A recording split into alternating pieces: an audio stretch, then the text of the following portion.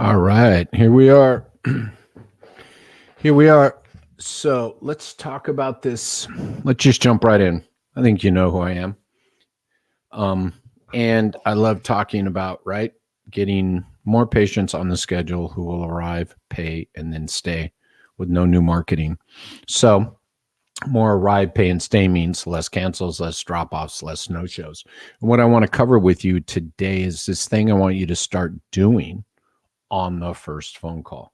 And this mindset around the first phone call and your front desk at the right, who's managing the first phone call. We know the leverage is at the front desk. We know that we can impact a lot of downstream metrics. We can make a big impact setting the providers up for success, setting the business up for success, setting the patient up for success, which then, right, sets the individuals up for success. It sets the business owner up for success, right? All these things that can occur from managing this pre-arrival process better and better understanding how I need to sell / have a conversation with a potential new patient on why they should choose me. And this is the interesting thing I tell people. There is no convincing, there is no selling, right? And what we have to think about here is, right, if there's no convincing, no selling, what am I doing, Jerry? Well, I'm asking questions, right? And I'm building trust by answering the question, by using their answers to build trust, to do what? Decrease fear, doubt, and uncertainty, right?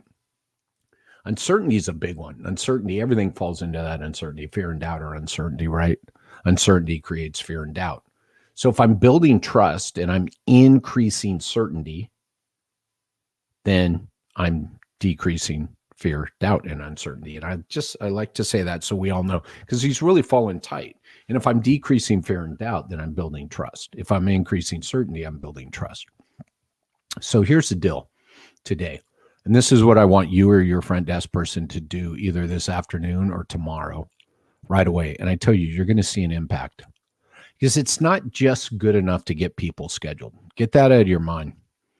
Getting people scheduled is a step in a process. It's not the outcome. Cool. How many people did you get scheduled today? Right. But then the follow-up has to be how many of those people arrived. Right. So tracking arrivals is the key metric here, not scheduled. So if we get out of this scheduled mindset and we reverse engineer, why are people arriving, ready to pay and stay? That's when we start to get to these things. And I see a lot of people, putting together sales scripts. I see a lot of people doing sales training, and everybody will really shout from the mountaintops. I see it in different business groups and things like that. Sell the outcome, sell the outcome, sell the outcome. And by the way, that's correct. But selling the outcome is a step in a process, right? Everybody's like, oh, I sold the outcome, right? The person called and I told them that we can help them get to the outcome. And I put them on the schedule and I told them the cost, and then they called and canceled, and then they no-showed. Here's a problem with selling the outcome, right? And I know the title says don't sell the outcome. I'm saying use the outcome as a step in a process, because what you really want to sell here, or actually, let me back up one. If you Google fix my low back pain and your zip code, you're going to get all kinds of hits. And the reason I'm saying don't sell the outcome is because everybody sells the outcome. I can fix your low back pain. I can help you with your low back pain. I can make you have less pain, right? Whatever it is. And we all know the chiropractor, the massage therapist, the personal trainer, the acupuncturist, the whatever else is out there, the other physios in town, and whatever else is out there, right? Medical centers, doctors, pain doctors, right? They're all telling you they can fix your low back pain. Well, if that's the desired outcome, then how are you differentiating yourself? Why is someone going to choose you, right, to be put on their schedule and then to arrive, pay, and stay?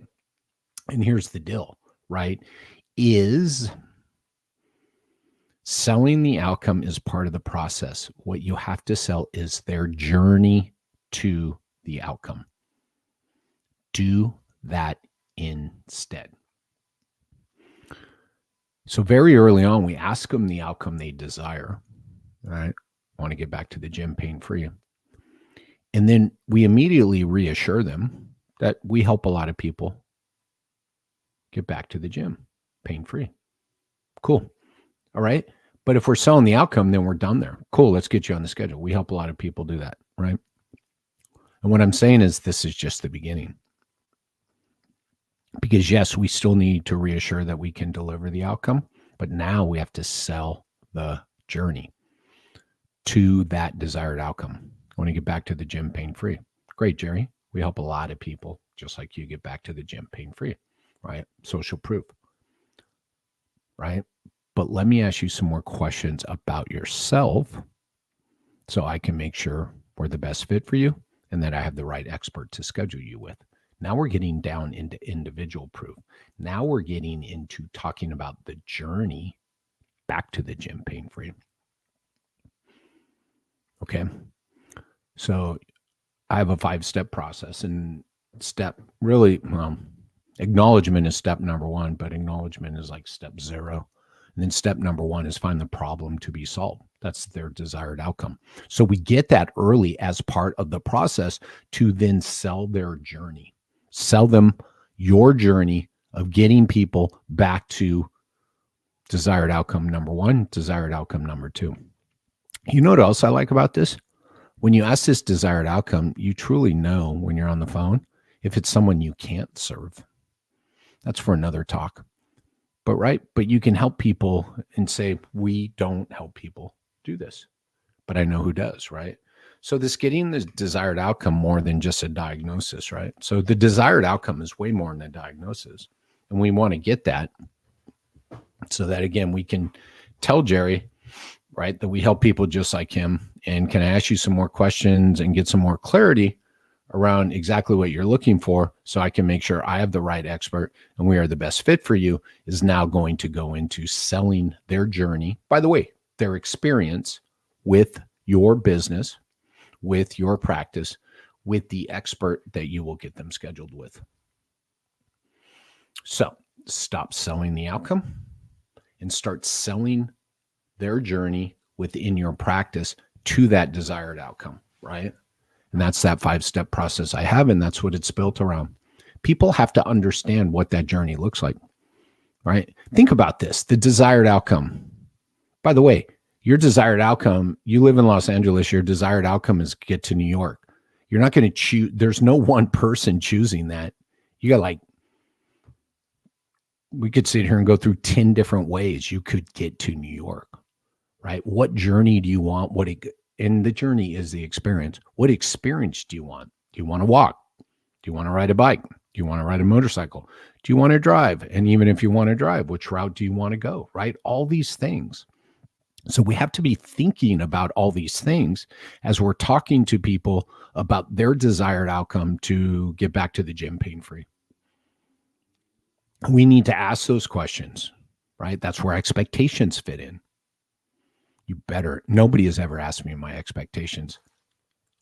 All the secret callers I've done, all the thousands of calls I've listened to, I've never heard anybody ask straight up, right, what their expectations were. Expectations tell you the journey they're looking for. There's a fucking kicker for you. Can I say fuck here? There's the fucking kicker for you. If I ask you your expectations, you'll tell me the journey you want to take. Then I can be straight up with you. Jerry, absolutely. I'm just the expert for you. It takes people on that journey every day. Currently helping people just like you get back to the gym pain-free. Right? So move beyond selling this outcome. Use the outcome as a step in the process to then introduce people to ask better questions so you can fill them in on what their journey will look like in your practice with your expert back to their desired outcome. All right, that's it. I'm going to leave it there. Start doing that today. And that's your differentiator. What makes you different? What makes you different, right? That's your differentiator, is the experience, the journey. Cheers all.